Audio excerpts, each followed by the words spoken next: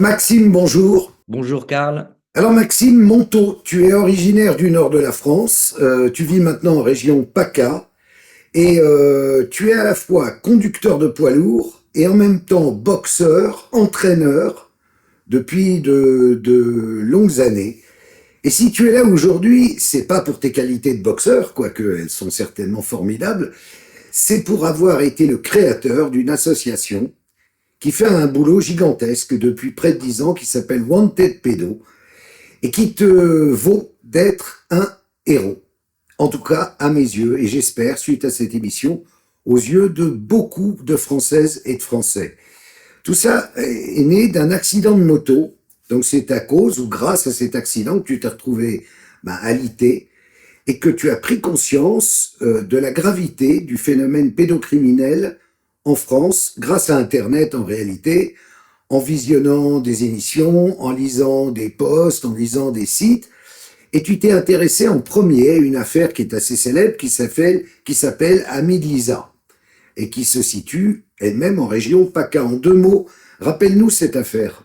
Alors, tout d'abord, Karl, merci de nous donner la parole. Ben, c'est un plaisir. Nous ne sommes pas des héros, à nos yeux, on est juste des citoyens avec des petits bras qui essayons d'aider le plus possible, d'informer les gens avec des informations sourcées et factuelles pour... Mais c'est ça, non, mais dans un combat comme ça, c'est la définition d'un héros, excuse-moi.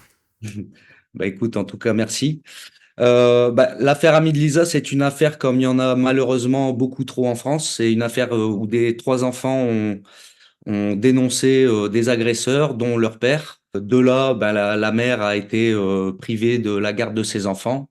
Et moi, après avoir, comme tu l'as dit, été alité, fait énormément de recherches, je suis tombé également sur cette affaire. J'ai vu que le procès allait se tenir après ma rééducation, donc j'étais prêt à bouger, et donc je m'y suis rendu. Et là, j'ai vu de mes yeux, j'ai vu l'audience. Pour la première fois de ma vie, j'ai été dans un tribunal, et là, j'ai vu de mes yeux comment la famille a été traitée injustement. Et d'ailleurs, il n'y avait pas que moi, et on a été, d'ailleurs, le tribunal a été presque retourné. Hein, c'était une colère du public qui avait dans la salle. Contre la décision de justice. Et de là, en fait, on est sorti, il y a eu des prises de parole, dont une prise de parole de ma part qui était spontanée, pas du tout préparée. Et c'est comme ça qu'autour de moi, malgré moi, j'ai fédéré un petit groupe de personnes qui étaient présents. Et quelques semaines après, s'est créé le collectif citoyen Wanted Pédo, parce on comptait pas du tout faire une association à la base. Voilà. Et tu te rends compte à ce moment-là qu'il y a véritablement dans notre pays un truc qui cloche autour des enfants.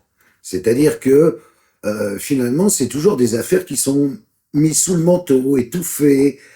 Tu vois bien qu'il y a un truc bizarre. Et c'est à peu près dans les mêmes années que moi, je me rends compte qu'il y a un truc qui va pas du tout au travers des reportages de faits divers que je peux faire. Et tu décides alors de consacrer ton temps libre à cette cause. Oui, alors je décide même de consacrer tout mon temps, puisque ça tombait bien, j'avais à mon dernier taf, ça s'est fini en protocole d'accord, donc je suis parti avec un peu d'argent. Et donc j'ai décidé à la base de m'engager pendant un an pleinement en traversant la France, en allant rencontrer des journalistes, des gens qui avaient des anciens juges, des anciens avocats, des anciens militants ou des militants. Et en fait, eux me donnaient d'autres contacts. Donc j'ai traversé la France vraiment pendant un an à fond les ballons, il n'y a pas d'autre mot.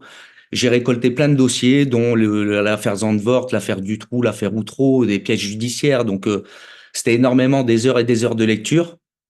Et là, dans un premier temps, avant de me rendre compte que c'était étouffé, malgré ce que je pouvais constater dans les témoignages de ceux qui vivaient ces affaires-là, c'est qu'il y en avait trop. Il y avait trop. Enfin, moi, je pensais, comme beaucoup de gens, en fait, qu'il y avait que quelques pédos à droite à gauche. Et en fait, le premier choc que j'ai eu, c'est de savoir qu'il y en avait autant, en fait, et donc qu'il y avait autant de victimes. Voilà. Et c'est ça qui m'a écœuré dans un premier temps. Effectivement, en lisant des dossiers, puis après en militant et les années passant au sein de l'association, ben, on s'est rendu compte de plus en plus que oui, c'était euh, étouffé, classé. D'ailleurs, on donnera des chiffres, mais classé à tour de bras, des relax, des non-lieux. Et puis, et tout ça, ce qui en découle, ben, c'est que on traite les enfants de menteurs et ils grandissent avec un sentiment d'injustice qui est très fort. Et après, ça, c'est de la psychologie, mais ils ont des comportements autodestructeurs où ils vont devenir délinquants parce que comment expliquer à un gamin qui a subi une injustice aussi profonde, bah peu importe ce qu'il fera, c'est interdit. Lui dire ça, c'est interdit. Donc, ils auront des comportements, en tout cas autodestructeurs ou des mauvais comportements, et pour pas dire plus de tard, même plus tard. Voilà. Donc, ça m'a semblé important vraiment de m'engager. Je pense que j'étais prêt de par mon parcours et puis j'ai une force de caractère pour me dire non, les enfants, j'ai senti qu'ils avaient besoin de gens comme, voilà, tu as été une référence pour moi dans tous les cas, j'en parlerai après, mais les gens ont besoin de gens qui ont des couilles, excuse-moi du terme, mais pour les aider, les accompagner et surtout faire entendre leur voix parce qu'elle est piétinée, Mais piétinée. ce qui est fou dans ton histoire, c'est que tu n'as pas de formation dans le droit, ou de formation de journaliste, ou de formation quelconque.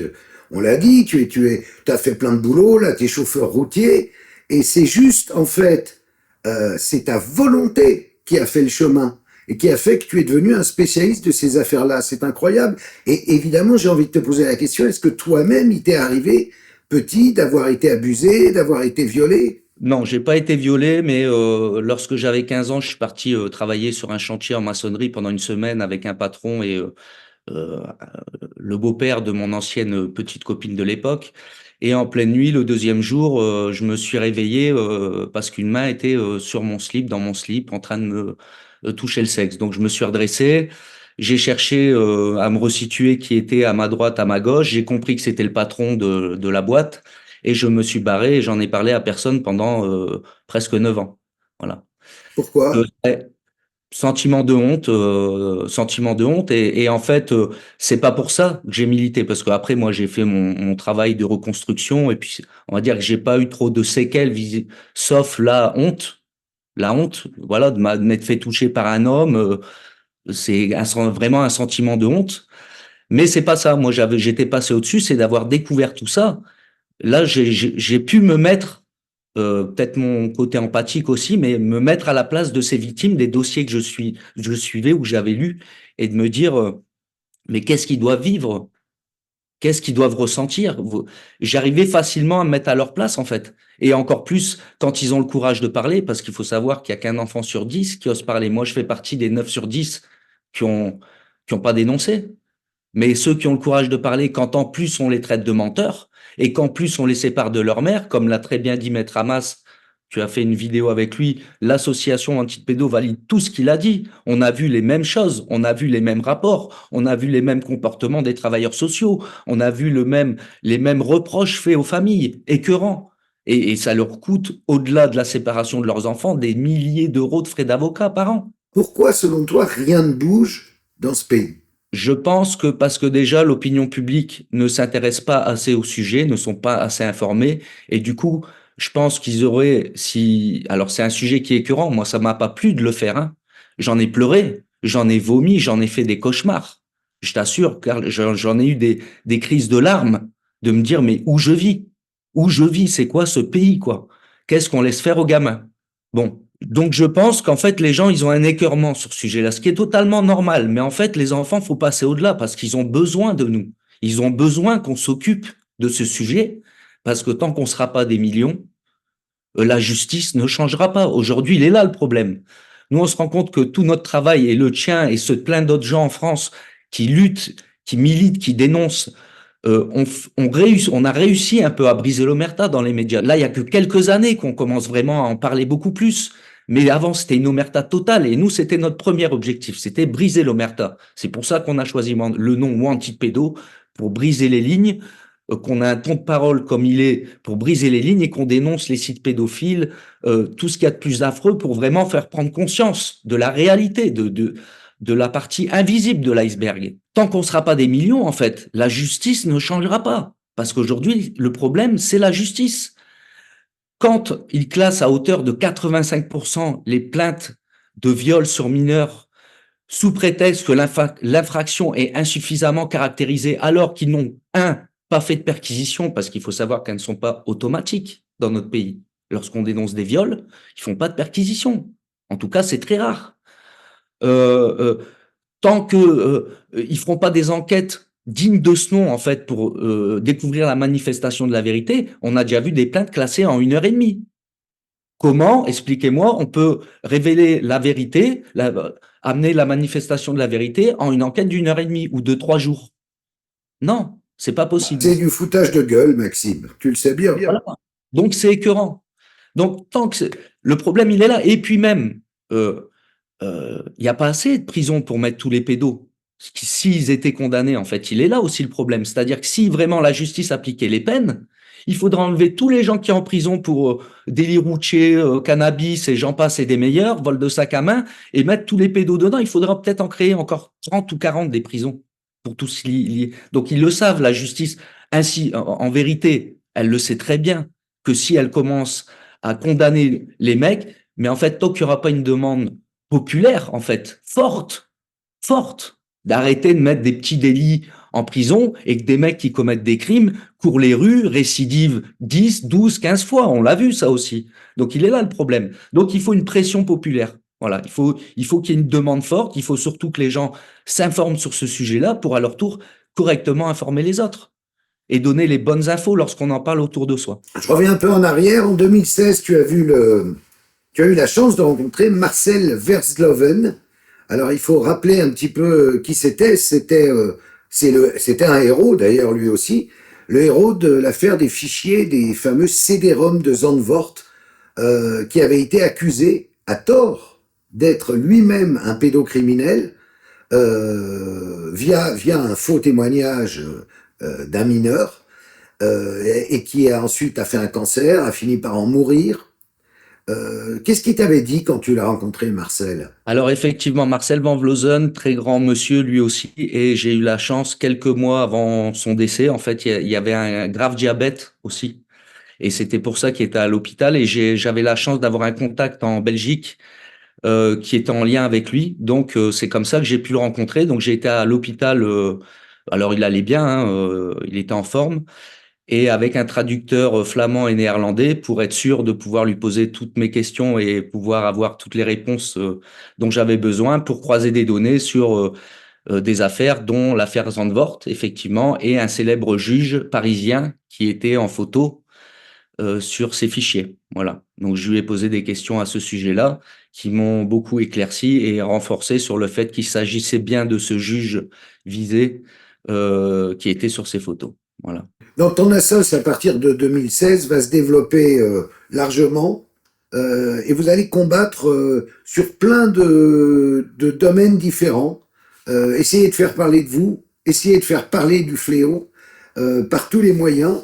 Vous démultipliez. Raconte-moi un peu comment ça se passe. Alors oui, très rapidement, en fait, l'association, elle s'est très vite développée. Il y a eu beaucoup de recrutements. Alors pour entrer chez nous, c'est bulletin d'adhésion, extrait de casier judiciaire et lettre de motivation. Et ensuite, on prend contact avec les personnes, on leur fait passer un entretien entre 1 heure et demie et 2 heures et demie. On prend vraiment le temps. Et après, on décide oui ou non, est-ce qu'on l'intègre à l'association. Donc aujourd'hui, l'association compte 350 membres inscrits et actifs, donc qui travaillent dans l'association, et 550 membres sympathisants inscrits aussi avec bulletin d'adhésion. Donc on est 800 adhérents au sein de l'association et ponctuellement, lorsqu'on a des tâches ou des choses à demander, les gens voilà, sont présents. Et vous êtes capable de vous déplacer, de venir soutenir des personnes lors de procès. On vous voit, quoi, physiquement. C'est-à-dire, vous intervenez. Exactement, on a fait énormément de manifestations en fait pour dénoncer les contenus pédocriminels sur Facebook par exemple. On a récemment été devant le ministère de la Justice aussi pour soutenir des familles avec de nombreuses familles victimes qui sont venues s'exprimer. Voilà, on a fait des manifestations un peu coup de gueule pour dénoncer les fêtes des pédophiles aussi pendant les solstices, 21 juin, au mois de décembre et au mois d'avril. Parce que ça, faut le savoir aussi, hein, il y a les pédophiles fêtent leur attirance pour les enfants 3 fois dans l'année depuis près de 30 ans. C'est une fête qui est internationale et connue sur tous les forums et sites pédophiles. Voilà, hein, c'est comme ça qu'on l'a découvert aussi. Et puis voilà, on a essayé alors rapidement, quand on s'est créé, on a eu énormément de personnes qui ont demandé de l'aide, mais pas de l'aide euh, téléphonique, de l'aide physique. Voilà, mes enfants sont victimes des dizaines et des dizaines d'affaires. Alors malheureusement, on n'a pas pu prendre tous les dossiers. On a dû euh, faire des choix aussi bien géographiques pour se déplacer et puis que numériques par rapport au nombre de personnes que nous étions à l'époque. Et en fait, c'est comme ça qu'on s'est formé. En fait, on a été aux audiences, accompagner les familles, on faisait du soutien moral par téléphone, du suivi psychologique, puisqu'on a une psychologue dans l'association qui fait un travail formidable, de l'aide financière, les accompagner à leurs audiences, dans leur démarche judiciaire, enfin financière même. Voilà, on a vraiment fait tout ce qu'on pouvait et on a été même débordé par ça. En fait, on s'attendait pas à être autant sollicité. Et malheureusement, que beaucoup de familles nous disaient, mais en fait, vous êtes la première association en France à me répondre, en fait. Et quasiment toutes les familles, c'est ce qu'ils nous disaient à chaque fois. Dire, on a contacté toutes les assos et vous êtes la première à me répondre au téléphone directement, quoi. C'est voilà, donc c'est comme ça qu'on s'est formé en fait en allant dans les enceintes des tribunaux. Et d'ailleurs, j'invite ça aussi les gens hein, qui ont du temps, voilà, et qui ont envie de se former. Rendez-vous dans les palais de justice de votre ville tous les matins sur les portes des audiences, hein, des salles d'audience. Vous avez le listing des affaires avec ce qui va être jugé ce jour-là. Et vous voyez s'il y a des affaires d'inceste, allez juste écouter des affaires de pédocriminalité, allez écouter, regardez les peines qu'ils vont prendre, la dureté du dossier et les peines qui en découlent. Vous allez être effaré. Voilà, moi c'est ça qui nous a aussi qui a renforcé notre détermination et nous a fait comprendre qu'il fallait surtout pas lâcher. Tu es aussi avec Wanted Bédo à l'origine d'un certain nombre de signalements retentissants qui ont créé le buzz sur les réseaux sociaux. Et on va illustrer un petit peu pendant qu'on parle. Déjà, il y a ces expositions à Marseille. Alors, ça rappelle un peu celle qu'il y a eu au Palais de Tokyo avec Myriam Khan, que j'avais dénoncé. Vous avez trouvé ces tableaux là qu'on voit en ce moment. Qu'est-ce que c'est exactement? Ça, c'était l'exposition du Berlin Art. En fait, c'est un militant de Marseille qui nous a envoyé ça en fait parce qu'il y avait tout un tas d'expositions dont celle-ci à la Friche La Belle de Mai et il nous a envoyé des images en disant mais regardez le truc de dingue qu'il y a donc on a été vérifié, on a fait une vidéo qui nous a valu d'ailleurs la fermeture d'une page Facebook puisque on a filmé l'exposition qui était légale hein, puisque les exposants publiaient même les photos de leurs tableaux sur leur page Facebook, les photos des gueux que les gens peuvent voir. Et en fait, le lendemain de notre article, le jour même, on a fait l'article, et le lendemain, l'exposition a disparu. Voilà. Donc, alors tout un tas de gens se sont offusqués, donc dont le maire de Nice, Monsieur Estrosi, qui a dit oui, c'est une atteinte à la liberté d'expression et à l'art, tout ça. Donc plein de gens lui envoyaient des photos des tableaux en disant mais monsieur, vous appelez ça de l'art, moi j'appelle plutôt ça du lard, LARD. Bon, il se faisait un peu tacler, mais voilà un peu dans quel monde on vit en fait. Macron avait défendu l'exposition de cet artiste, pseudo-artiste suisse, qui présentait, donc on s'en souvient, cette espèce d'enfant avec les mains attachées dans le dos, qui faisait une fellation à une sorte de géant, qui était extrêmement malaisante là aussi. Et puis il y a eu d'autres affaires que vous avez mis en avant. Tu es aussi à l'origine de la dénonciation des poupées sexuelles. Oui, alors ça aussi, les poupées sexuelles, en fait, bah, toujours pareil, un militant est tombé là-dessus sur Internet, il nous l'a envoyé, on a regardé effectivement, voilà, alors une poupée sexuelle que les gens se rendent compte ce que c'est, c'était une poupée sexuelle taille enfant de 12 ans, hein, en silicone, qui pouvait envoyer, voilà, on va dire un outil d'essai pour pédo, voilà. Donc pareil, on a sorti l'article. Alors ça, c'est ce qui est assez drôle entre guillemets, c'est que tous ces buzz en fait qu'on a fait, on s'imaginait pas que ça allait le faire. C'est un article comme tous les autres qu'on sort, et bizarrement, c'est pas les affaires de réseau qui font le buzz. On sait pas ce qui fait le buzz en fait. D'ailleurs, on le cherche même pas. Mais voilà, c'est ça. On fait un article. Là, ça fait des milliers voire je pense que ça fait 1 million de vues dans la journée. Ça fait le tour du web. Énormément de gens l'ont relayé en disant qu'effectivement, c'est nous qui avions soulevé le lièvre. Et ça a fini, je crois, 2, 3 semaines après. Comment il s'appelait pour moi, c'est des gens inintéressants, donc j'ai du mal à retenir leur nom, mais celui qui était chargé des familles, là. Adrien Taquet, voilà. Taquet. Adrien Taquet s'est emparé du truc, a réussi donc à demander à Amazon de faire retirer les poupées sexuelles d'Amazon et s'est félicité avec plein d'autres assos qui avaient rien à voir dedans d'avoir gagné ce combat. Bon, c'est magnifique, sans citer notre association. Bon, c'est Qu'est-ce que tu penses, Maxime, il y a ce truc en ce moment, cette rumeur autour de Vinted et d'autres sites qui proposent, par exemple, une image d'enfant, mais elle vaut 12 000 euros, ou un petit jouet, et puis il vaut 9 000 euros, mais c'est la manière dont il est décrit. Est-ce que pour toi, réellement, c'est de la vente en ligne d'enfants? faut savoir que c'est pas nouveau. Nous, ça fait 7 ou 8 ans qu'on reçoit des trucs comme ça. Parce qu'on est beaucoup, voilà, on reçoit énormément de données de plein de gens. Et ça, alors sur Vinted, il n'y a pas que Vinted, hein, il y en a eu presque sur tous les sites, on nous a envoyé comme ça. Alors, j'ai envie de dire, malheureusement, on ne peut pas vérifier ça.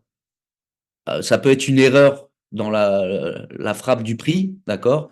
Mais après, ça peut très bien exister. Enfin, je veux dire, euh, ça peut être des techniques comme le Pizzagate, j'en sais rien.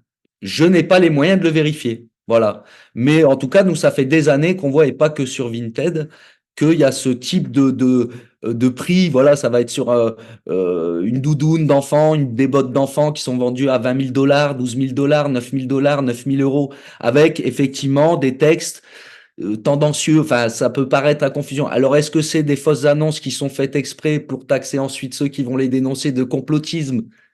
Ça peut être plein de choses, en fait. On peut tout imaginer. Pourquoi? Parce qu'on n'a pas les moyens techniques de faire des enquêtes pour vérifier. Mais bon, après, je sais pas. Je sais pas quoi en penser. Ça peut être de la figue comme du raisin, quoi. Voilà. Cette lutte commune qu'on a, on la fait pas impunément, Maxime, et tu l'as payé assez cher. Tu as commencé par être accusé à tort de diffusion d'images pédopornographiques. Effectivement. Alors, c'est pas précisément ce qui m'a été reproché. Il m'a été reproché d'avoir diffusé l'image représentant un mineur ayant un caractère pornographique. C'est pas pareil que diffusion de pédopornographie. C'est-à-dire que, je vais expliquer aux gens.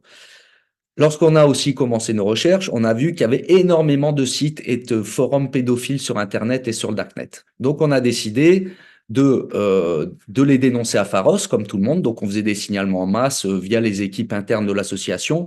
Et en fait, on surveillait pour voir s'ils fermaient. Ils fermaient jamais. Donc, on s'est dit, on a fait des réunions, qu'est-ce qu'on peut faire, etc. Bah, il faudrait qu'on fasse des articles qui vont s'appeler les signalements du dimanche, où chaque dimanche, on va signaler 5 sites pédocriminels à Pharos pour que les gens qui nous suivent les signalent en masse aussi pour voir si là, ça va les faire fermer et bouger Pharos. C'était ça l'idée. Donc, qu'est-ce qu'on faisait? Bien évidemment, on ne mettait pas les 5 liens du site en intégralité, on enlevait les 5 derniers chiffres ou lettres du lien. Donc, les gens, même s'ils cliquaient dessus, ils n'avaient rien. Et pour illustrer chaque site, on prenait la page d'accueil du site et on floutait tout à hauteur de 75%. Donc, c'était illisible. On voyait aucun sexe, aucun enfant, aucune image. On voyait juste, c'était comme un espèce de YouTube avec plein de petites cases, des fenêtres. On voyait bien que c'était, voilà, open bar, quoi. Voilà. Donc, c'était ça l'idée. Moi, chaque semaine, j'écrivais au capitaine de Pharos en lui disant, voilà, monsieur, je suis le président, je m'étais présenté avant, on lui avait envoyé des mails pour expliquer le projet. Il disait, voilà, cette semaine, voici les 5 liens en intégralité que vous allez recevoir signalés en masse. Il manquera juste les 5 dernières lettres. Donc, voilà l'idée, ce qu'on faisait. Au bout de la 2e semaine, je crois, ou 3e semaine, notre site fermé. Pas de coup de téléphone, pas de convocation, rien. En fait, notre site, erreur, machin, bon, on contacte le fournisseur et il nous dit oui, oui, on a reçu une demande judiciaire, mais je dis quoi, il y a un procès? Non, non, juste une demande de fermeture de votre site temporairement. Bon, ok. Et là, dans la foulée, le lendemain, je reçois un coup de fil de la brigade cybercriminelle de Nice qui m'annonce qu'ils veulent m'auditionner. Pas de problème, je me rends là-bas.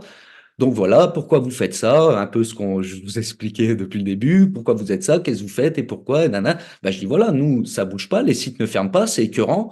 Nous, ce qu'on veut, c'est que les sites ferment, qu'il y ait des enquêtes ouvertes, parce qu'apparemment, Pharos s'occupent à 90% de leur temps au terrorisme, hein, la lutte contre le terrorisme, la haine sur Internet et les escroqueries à la carte bancaire, et les 10% de leur temps restant, c'est ce qu'ils nous ont dit, ils s'occupent que de la pédopornographie, parce que c'est ce que les directives qui leur sont données. Donc, nous, on aimerait bien que la balance voilà, s'égalise, quoi. Des choses bougent.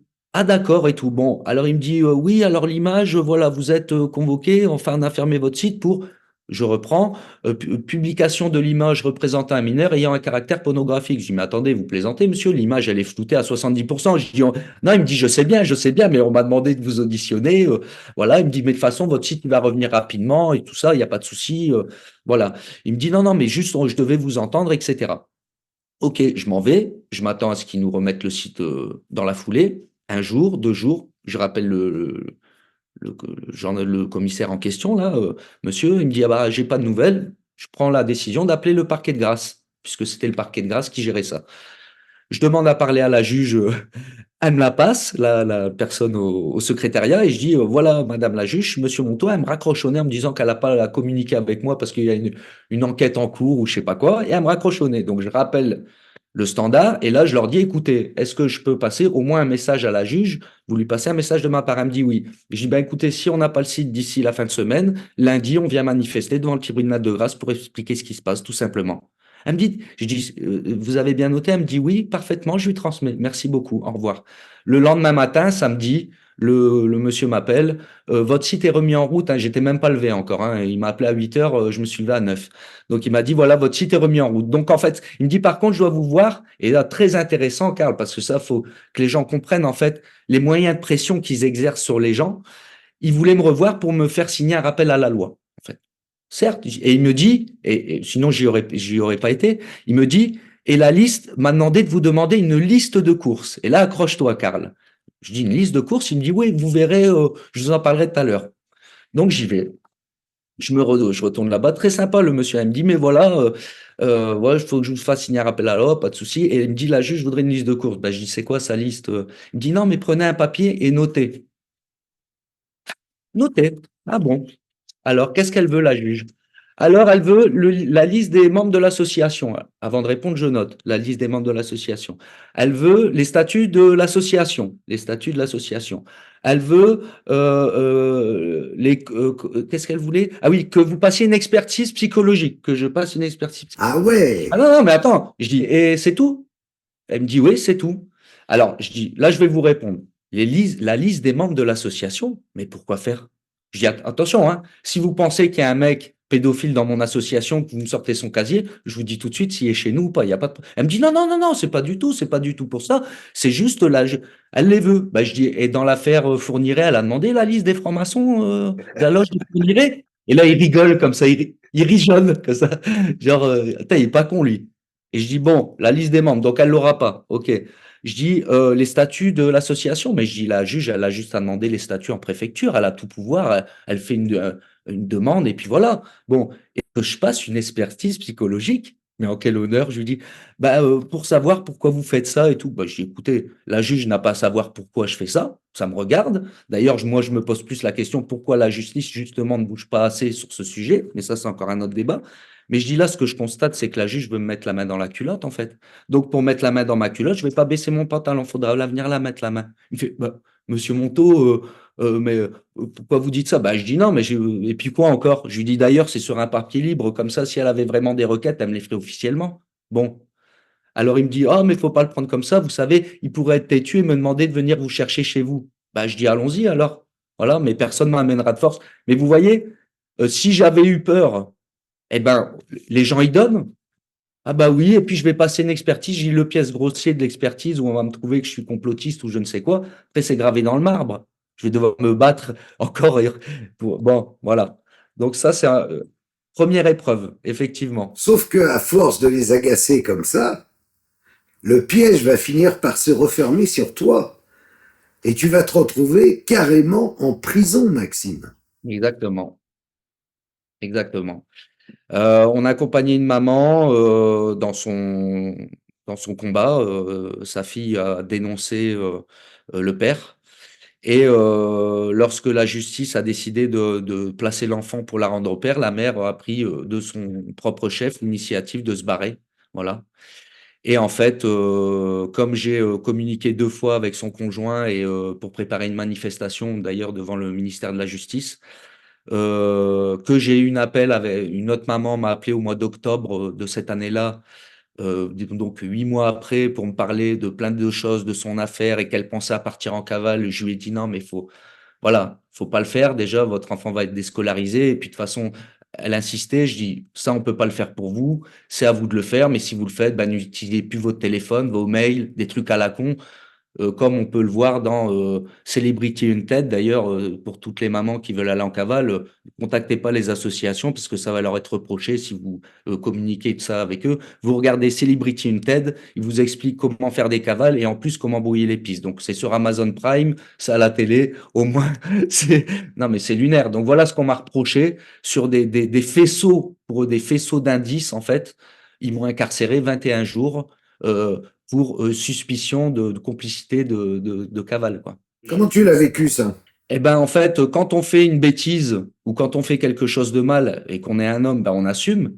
Mais quand on est enfermé injustement et qu'on n'a rien fait de mal, et encore plus, c'est que j'ai rien fait moi, je ne rentre pas en cavale avec les mamans, d'accord? Je l'ai jamais fait en disant, je l'ai jamais fait, et je l'ai toujours dit que je le ferai jamais. Bon, donc, et d'ailleurs, ils ont fini l'instruction, c'est pour ça que je me permets d'en parler. Ils ont terminé l'instruction et en fait, il n'y a rien, ni contact, ni aide, ni voilà. Donc je l'ai très mal vécu. J'ai perdu 7 kilos pendant les 21 jours d'incarcération. Heureusement, j'en ai repris 12. Et puis voilà, ils m'ont mis une interdiction au départ de me rendre sur les réseaux sociaux. Je m'en fous puisque je n'ai plus de réseaux sociaux depuis des années. Mais mon avocat a dit qu'il fallait faire appel parce que c'était une atteinte à ma liberté de communiquer si j'en avais besoin, etc. Et ils l'ont transformé en interdiction de publier sur les réseaux sociaux.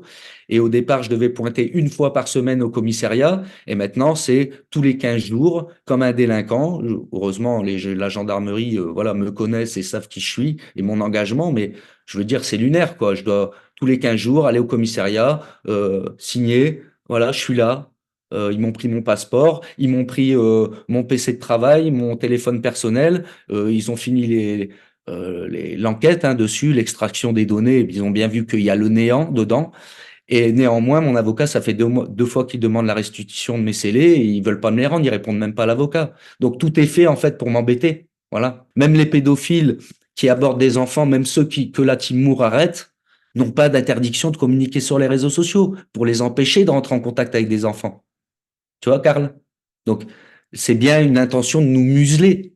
Ils veulent nous museler. Et en me muselant moi personnellement, parce que l'association n'est pas mise en cause, c'est Maxime Montaut.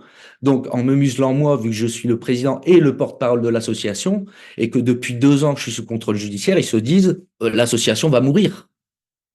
Plus de visibilité, euh, voilà. Même si on travaille, c'est pas visible. Donc, et c'est ça l'objectif, c'est de nous tuer à petit feu. Sauf qu'heureusement, j'ai la chance d'avoir des gens solides, fiables, aussi combatifs que moi dans l'association, et je les en remercie, qui font un travail formidable avec moi. Et j'ai envie de dire, au Antipédo, on est quasiment, voilà, on est indestructible. Et puis tu peux compter sur le soutien de beaucoup d'entre nous aussi, Ben merci. c'est-à-dire de tous ceux qui travaillent pour la même cause que toi et qui voient ton travail, qui voient ce que vous avez apporté et ce que vous continuez à apporter et que vous ne lâcheront pas au milieu de la campagne.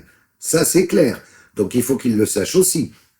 Ils te cassent les couilles, mais en même temps, attends, tu fais un travail d'utilité publique. Ça n'a aucun sens. On est chez les fous, quoi. Ah, on est chez les fous. Ouais, ouais, là, c'est. Tu as aussi des problèmes avec un personnage assez curieux, d'ailleurs, qui s'appelle Gérard Fauré, alors on le voit moins en ce moment, mais avant il était partout et il racontait des trucs. Moi, je trouve qu'il en rajoute beaucoup dans ce qu'il raconte. Je me souviens qu'il accusait Johnny Hallyday d'être pédophile. Je pense qu'il invente au fur et à mesure. Mais alors là, il t'a accusé, toi, d'être un pédocriminel et un trafiquant. Un trafiquant d'enfants et même d'avoir un laboratoire d'adénochrome dans lequel j'enfermerais des enfants pour les torturer, leur prendre leur sang.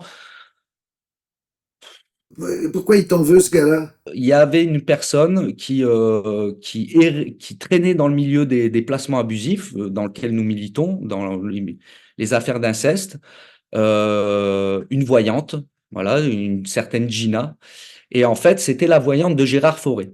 Et cette personne, cette Gina, errait au milieu des mamans, comme ça, semait la zizanie, leur parlait mal, les menaçait, leur envoyant des mails, des SMS, enfin, les insultait, une calamité. Donc, au bout de quelques mois, en fait, où elle semait sa zizanie, l'association a décidé de prévenir les gens, en fait, de ce milieu-là, de déplacements abusifs, en faisant un article sur cette personne, Gina. Donc, on a publié un article en reprenant juste ce qu'elle écrivait, ce qu'elle faisait, et la chronologie de comment elle est rentrée en contact avec les gens, etc. Ce qu'on savait pas, c'est qu'elle était très proche de ce monsieur Forêt. Et quand Forêt a su ça, qu'on avait soi-disant qu'on s'attaquait à elle, hein, bah, il a décidé de nous accuser de tous les crimes de la terre, dont tout ça, de me menacer, de dire qu'il allait me faire déménager, enfin bref. Et en fait, c'est ce qui a signé son arrêt de mort, entre guillemets, puisque on voit depuis ce temps-là, en fait, il passe pour le Serge le mytho sur le sujet de la pédocriminalité, déjà qu'il n'avait pas beaucoup de crédibilité, parce que les gens, au départ, ils lançaient des trucs comme ça.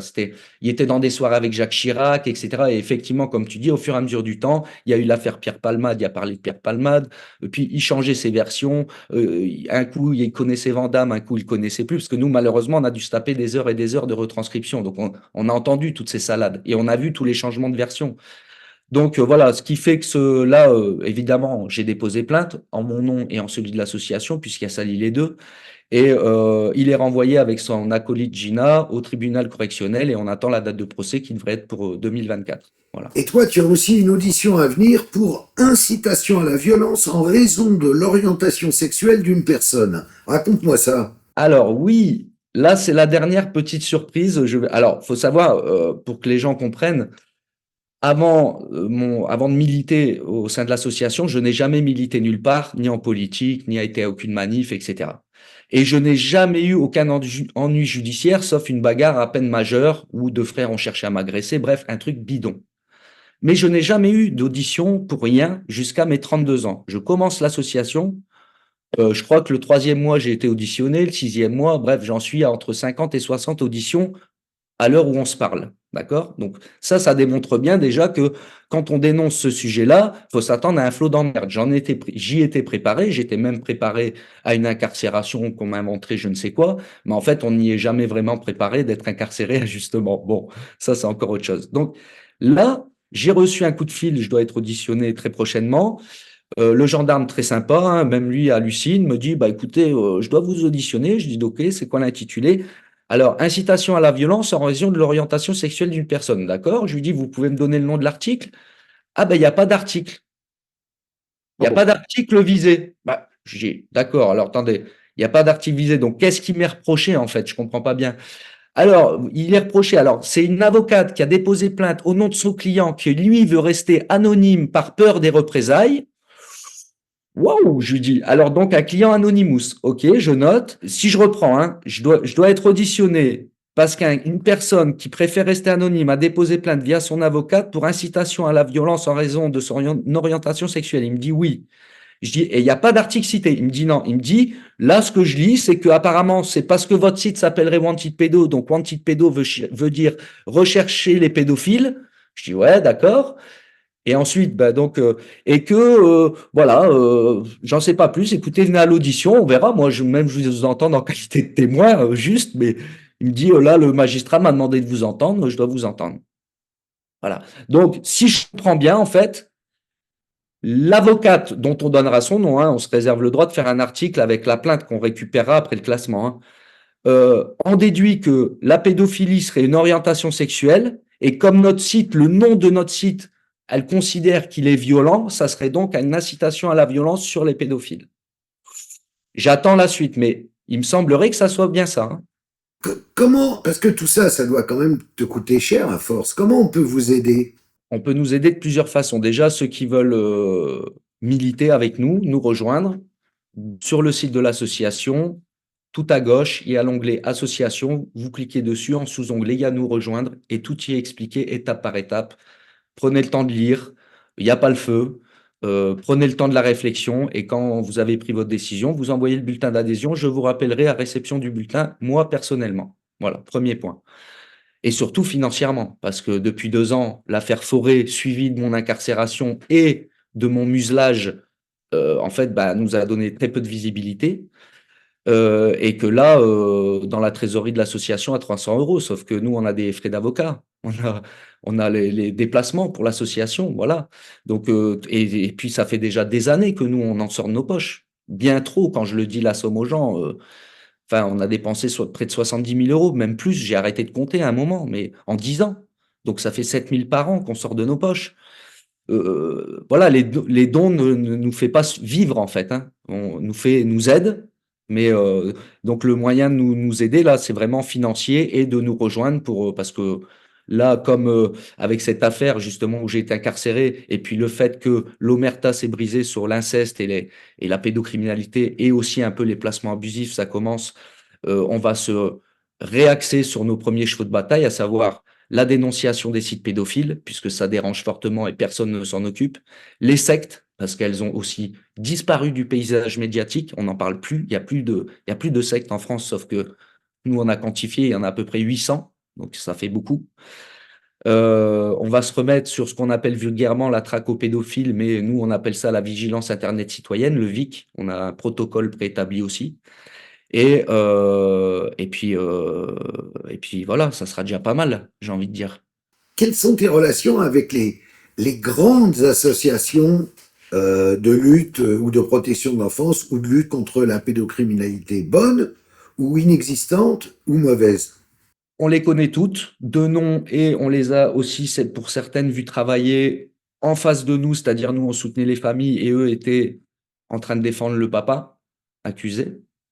D'accord? Je vais pas en citer, ça sert à rien, on n'est pas là pour faire la guerre, mais de toute façon, les militants dans ce combat connaissent ces associations. Et puis ça m'évitera à toi et à moi une plainte pour rien. Euh, Bah en fait, les grandes associations, aucune. J'en connais que des petites. La Team Moore, qui font un travail, voilà, qui ont aidé aussi à briser l'omerta sur le Bien problème sûr. des sites, des sites et forums pour ados, où les pédophiles grouillent et, euh, et traquent. Eux traquent. C'est pour ça que j'aime pas le terme traque aux pédophiles. Nous, on est juste une vigilance, une vigie pour protéger, servir de rempart aux enfants. Mais en fait, ceux qui traquent les enfants, c'est ces prédateurs qui sont pour donner rendez-vous aux gamins ou les faire chanter, etc. Bon, donc la Team Moore. Les enfants d'Argus. Les enfants d'Argus, très petite structure, mais qui fait eux aussi un travail de chasse aux pédos, très bien, des arrestations. Donde Vamos. Donde Vamos, très bien. Depuis des années, elle a commencé bien avant nous. D'ailleurs, on a énormément d'articles réseau qu'on a repris et fourni un peu plus peut-être, mais partant de sa base à elle. Oui, il faut saluer son travail qui est très sérieux et très très documenté, très bien fait. Exactement, C'est exact. un mec qui apparaît là que les gens aillent voir. Il y a le canal de Juan Hernandez, Ah bah oui, actualité à travers le monde. bien sûr. Qui travaille, alors qui travaille pour l'envers des affaires, ma revue. D'accord, et oui, j'ai déjà vu un ou deux articles de lui, très Oui, bien. oui, Il a un absolument. travail très sérieux, factuel, il ne se laisse pas déborder, il ne part pas dans le complotisme, parce que là aussi, les théories complotistes ou sans source ou non sourcées, il y en a beaucoup sur Internet, Oui, donc oui. très attention. Et c'est ça aussi qui discrédite le combat, donc il faut faire attention. Donc tous ces gens-là font un travail sérieux, et puis tous ceux que j'oublie et que je connais pas, je pense au juge Durand, qui s'est fait écarter de la Civise. Vous voyez, en fait, qu'on soit une victime, qu'on soit Carl Zéro, qu'on soit le juge Durand ou même moi anti-pédo, en fait, quand on touche du doigt le problème ou qu'on les met en avant, on est invisibilisé, on est écarté. Et Édouard Durand en est un bon exemple. Voilà, sans lui dire, il apprend dans la presse, on l'écarte de la Civise, alors qu'il a fait un travail formidable avec des vraies propositions concrètes pour améliorer. Alors que ça fait 2 ans qu'on attend ça. Et là, encore, c'était un coup de com' du gouvernement. Oui, mais rassure-toi, personne, en tout cas parmi les personnes de bon sens, personne n'est dupe. Et tout le monde comprend très bien qu'en nous invisibilisant, en réalité, bah, ils sont en train de faire grandir le mouvement et faire comprendre à tout le monde ce qui se passe. Donc, ce qu'on fait n'est pas vain. Ce qu'on fait est parfois décourageant, c'est normal. Mais ça n'est pas vain, Maxime. Ben, en tout cas, je voulais vraiment, on n'a pas eu l'occasion d'en parler, mais saluer tout le travail que tu as fait de reportage sur 13e rue, pardon, Moi, je les ai tous regardés, tes documentaires, et j'invite d'ailleurs ceux qui te connaissent mais ne connaissent pas. Les reportages que tu as pu faire sur, d'ailleurs, les fichiers Zandvoort. Moi, j'en ai pleuré de colère, de voir comment c'était traité, comment ils ont traité les familles, comment c'était écœurant. Les disparus de Lyon, les disparus de l'autoroute 26, il y en a plein que tu as fait. Et, et, et, et tu as permis, toi aussi, d'éveiller des gens. Et je pense que les militants de nouvelle génération qui arrivent là, les nouvelles petites structures, les enfants d'Argus, en fait, tu as servi de référence avec Élise Lucet, qui malheureusement maintenant a retourné sa veste, mais qui avec son reportage La fin du silence, Ah oui, elle, incroyable. incroyable le retournement de veste qu'elle a eu, mais en tout cas, ces reportages, moi, qui m'ont servi au départ à m'ouvrir les yeux, en fait, parce que j'étais pas du tout, j'étais à des années-lumière de m'imaginer tout ça. Et en fait, heureusement que tu as fait ce travail-là, parce que je sais pas sinon, si, parce que les premiers docus, je suis tombé sur les tiens, quoi. La première fois que j'ai tapé affaire de pédocriminalité en France, je suis tombé sur des articles et dans les vidéos, il y avait les tiennes. Et j'ai commencé par manger les tiennes et à prendre des notes telle affaire, tac, tac. Et j'ai pris des notes comme ça. Et c'est parti de là. Donc, bravo à toi pour ça. Et puis, bien évidemment, on est des semeurs de graines. Merci. Toi, tu as fait ta part. Tu as fait ta part. Voilà, tu as fait ta part. Si tout le monde faisait ça, si tout le monde faisait sa petite part comme le colibri, eh ben, il y aurait plus l'incendie dans la forêt. Au lieu d'être des gros pachilés en train de regarder l'incendie et dire, ah ouais, mais bon, ça pue, mais qu'est-ce que tu veux faire? Eh ben, on fait notre part. Et bravo à toi. C'est pas vraiment pas, j'ai pas l'habitude d'ailleurs, je suis pas un tireur de pompe, mais vraiment, je tenais à te le dire parce que tu fais partie des gens qui ont éveillé des milliers de personnes en France sur ce sujet et qui ont fait que certains ont pris les armes. On dit, il y a un problème, faut qu'on y aille. Voilà. Alors, bravo à toi. Bravo à tous ceux en France qui mouillent le maillot aussi pour faire entendre sur tous les fronts. Je pense à Salmona, Yann Biléran, même Hamas. Même si on s'entend pas tous bien ou qu'on se connaît pas trop bien en vérité ou qu'on a tous entendu des trucs sur les uns ou sur les autres, mais en tout cas, ils font le job. Et c'est ça que les enfants ont besoin, c'est qu'on fasse le job. Après, moi, ce que les gens peuvent dire devant un petit pédo, je m'en fous. Nous, on sait qui nous sommes, c'est ce qui importe et on continue de faire notre part. Et franchement, bravo encore une fois à toi. Ne lâche rien. Et puis, si tu as besoin, de toute façon, tu sais qu'on sera là aussi. Merci beaucoup, Maxime. Merci de cet hommage. Ça me fait très plaisir. Et merci d'être ce que tu es avec l'ensemble de ton équipe. Et surtout, ne lâche rien. Et même chose, si tu as besoin, t'as qu'à appeler. Merci beaucoup. Mental de samouraï, Karl, ne t'en fais pas, on lâche Ouais. rien.